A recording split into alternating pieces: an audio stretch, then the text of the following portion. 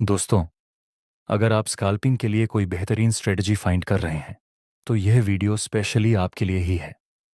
आज हम जिस स्ट्रेटजी के बारे में डिस्कस करने वाले हैं, वह स्पेशली स्मॉल टाइम फ्रेम के लिए अप्लाई की जाएगी। और स्काल्पिंग की बात करें तो वह ट्रेडिंग का एक टफेस्ट ट्रेडिंग पार्ट है।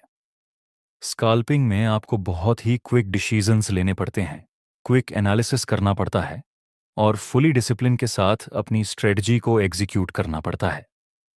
अगर हम ऐसी ट्रेडिंग स्टाइल सिलेक्ट कर रहे हैं जिसमें ऑलरेडी 90% ट्रेडर्स लॉस कर रहे हैं, तो वहां हमें आलतू फालतू स्ट्रेटजी का यूज नहीं करना चाहिए। वहां हमें प्रॉपर और हाईली एक्यूरेट स्ट्रेटजी का यूज करना चाहिए, जो कि आज हम इस वीडियो में बताने वाले हैं। इस स्ट्रेटजी में हम स्पेशली मल्टीपल टाइम फ्रेम में लिक्विडिटी का यूज करने वाले हैं। अब जिसको लिक्विडिटी के बारे में कुछ भी नहीं पता, उसको मैं समझा दूं कि लिक्विडिटी एरिया वह लेवल होता है जहां पर बहुत सारे स्टॉप लॉस और पेंडिंग ऑन ऑर्डर लगे हुए होते हैं। एग्जाम्पल के लिए यहां एक सपोर्ट था। जनरली सपोर्ट से प्राइस ऊपर जाता है, ऐसा हमें प्राइस एक्शन में सिखाया जाता है। लेकिन यहां सपोर्ट से प्राइस ऊपर तो गया, लेकिन पहले एक फेक सिग्नल दिया जिसमें बायर्स को ट्रैप किया और यहां बैठे हुए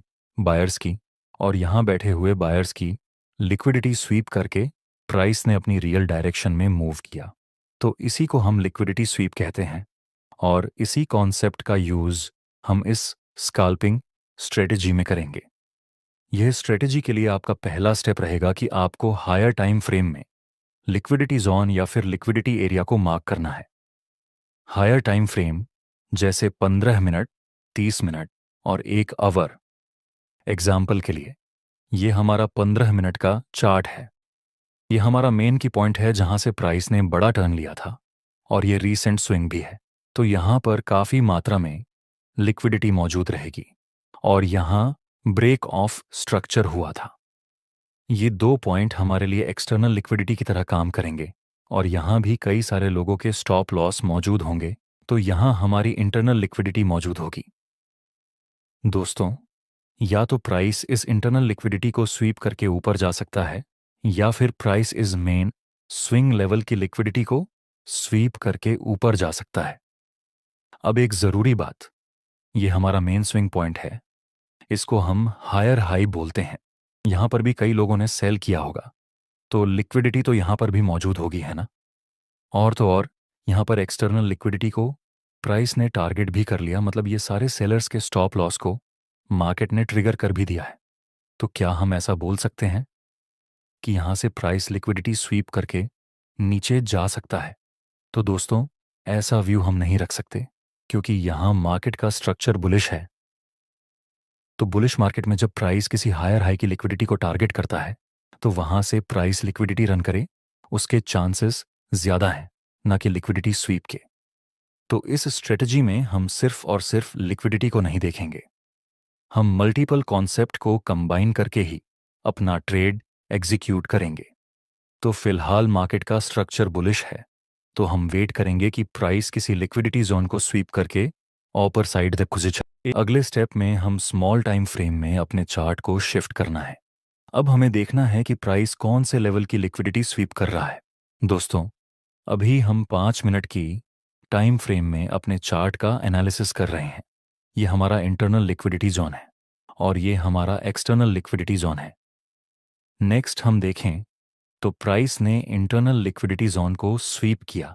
जब भी अपर ट्रेंड में मार्केट इंटरनल लिक्विडिटी जोन को स्वीप करता है, तो वहां से प्राइस ऊपर जाए उसके चांस बहुत ही ज्यादा होते हैं।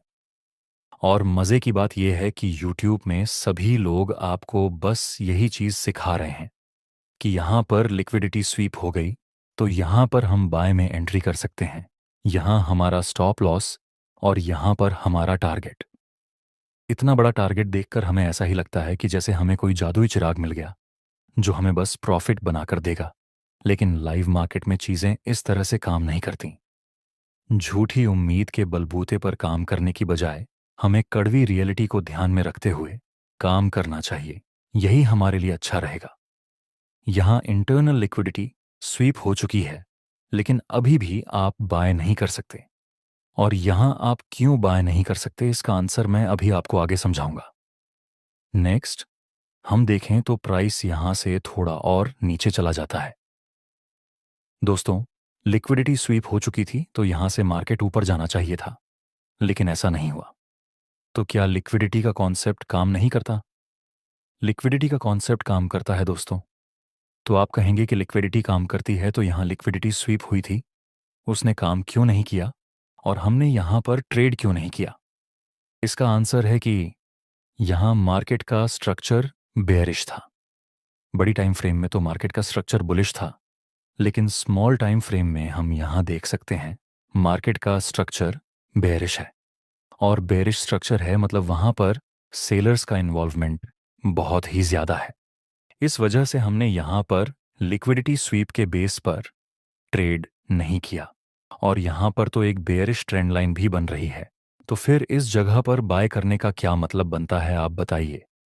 अब हम बस इतना देख रहे हैं कि प्राइस इस बेयरिश ट्रेंड लाइन को ब्रेक कर दे और यह मार्केट का स्ट्रक्चर चेंज हो जाए। नेक्स्ट ऐसा हुआ, प्राइस ने इस ट्रेंड लाइन को ब्रेक किया। यहां पर इंटरनल स्ट्रक्चर की लिक्विडिटी स्वीप हो चुकी है, स्ट्रक्चर चेंज हुआ। तो क्या अब हमें यहां बाय में ट्रेड कर लेना चाहिए? वैसे आप यहां बाय में ट्रेड कर तो सकते हैं, लेकिन अगर आपको अच्छा रिस्क रिवॉर्ड रेशियो चाहिए तो आपको पुल बैक का वेट करना चाहिए। नेक्स्ट प्राइस में एक पुल बैक लिया और बुलिश प्लस कंफर्मेशन कैंडल का सिग्नल मिला, और यही जगह पर एक फेयर वैल्यू गैप भी बन रहा है। तो अब हम यहां बाय में ट्रेड करेंगे। हमारा स्टॉप लॉस इस गैप से थोड़ा सा नीचे और टारगेट हम इस हाई तक रख सकते हैं। नेक्स्ट मार्केट में अपर साइड का मूव किया और दोस्तों हमारा टारगेट भी कंप्लीट हो चुका है। हमारा रिस्क रिवॉर्ड रेशियो 1:3 का बन रहा है, जो कि बहुत ही अच्छी बात है। हमने क्या किया, पहले स्टेप में हायर टाइम फ्रेम में एनालिसिस किया, वहां पर लिक्विडिटी जोन मार्क किया। फिर स्मॉल टाइम फ्रेम में हमने चार्ट को शिफ्ट किया और लिक्विडिटी स्वीप होने का वेट किया। लेकिन जैसे ही लिक्विडिटी स्वीप हुई हमने तुरंत एंट्री नहीं की। हमने वेट किया कि यह स्मॉल टाइम फ्रेम का स्ट्रक्चर चेंज हो जाए, और फिर हमने इस फेयर वैल्यू गैप पर जैसे ही मार्केट ने टैप किया तो हमने तुरंत एंट्री नहीं ली। हमने वेट किया कि यहां पर हमें कोई बुलिश सिग्नल मिले। वैसे स्मार्ट मनी कॉन्सेप्ट के अनुसार आप यहीं पर भी ट्रेड कर सकते हैं जहां पर फेयर वैल्यू गैप बन रहा है, लेकिन हमारी सेफ्टी के लिए हमने वेट किया कि इस जगह पर कोई बुलिश कैंडल का सिग्नल मिले, और हमने अच्छे खासे रिस्क रिवॉर्ड रेशियो के साथ अपना स्कैल्प कंप्लीट किया। दोस्तों, अभी आपको ये स्ट्रेटजी बहुत ही अच्छी लग रही होगी, लेकिन इसकी कुछ कंडीशन है जो आपको समझनी चाहिए। इसकी पहली कंडीशन है कि आपको हमेशा मार्केट स्ट्रक्चर के साथ ही ट्रेड करना है। अगर हायर टाइम फ्रेम में मार्केट का स्ट्रक्चर बुलिश है तो वहां पर आपको सिर्फ और सिर्फ ऐसे लिक्विडिटी एरिया को फाइंड करना है जहां पर मार्केट बायर्स के स्टॉप लॉस को ट्रिगर करे, और हम बाय साइड की लिक्विडिटी स्वीप होने के बाद ट्रेड कर सकते हैं। अगर हायर टाइम फ्रेम में मार्केट का स्ट्रक्चर बुलिश है और लोअर टाइम फ्रेम में मार्केट का स्ट्रक्चर बेयरिश है, तो वहां पर हमें वेट करना है कि प्राइस इस स्मॉल टाइम फ्रेम के बेयरिश स्ट्रक्चर को चेंज कर दे। अगर higher time frame and lower time frame का मार्केट स्ट्रक्चर मैच नहीं हो रहा है तो कैसी भी लिक्विडिटी स्वीप हो जाए हम ट्रेड नहीं करेंगे। जब तक हम ये दोनों टाइम फ्रेम के स्ट्रक्चर को अलाइन नहीं करेंगे तब तक हम ट्रेड नहीं कर सकते। इसकी दूसरी कंडीशन है कि जहां भी आप ट्रेड करें वहां पर इंपॉर्टेंट पीओआई होना चाहिए या फिर एरिया ऑफ इंटरेस्ट होना चाहिए। रैंडम हम किसी भी जगह पर ट्रेड नहीं कर सकते। इंपॉर्टेंट पीओआई में कोई इंपॉर्टेंट ऑन ऑर्डर ब्लॉक हो सकता है, इंपॉर्टेंट फेयर वैल्यू गैप हो सकता है, कोई सप्लाई डिमांड जोन हो सकता है। वही जगह पर आप ट्रेड एग्जीक्यूट करेंगे। और यह strategy crypto market, forex market, Indian market सभी मार्केट में काम करती है। आप इसकी प्रैक्टिस करके इसमें ट्रेड कर सकते हैं। और आपसे हमारा एक छोटा सा निवेदन है, अगर आपको रेटिंग देनी हो कि आपको यह वीडियो कैसा लगा तो 5 स्टार में से आप कितने स्टार हमारे वीडियो को देंगे, कमेंट में बताइए।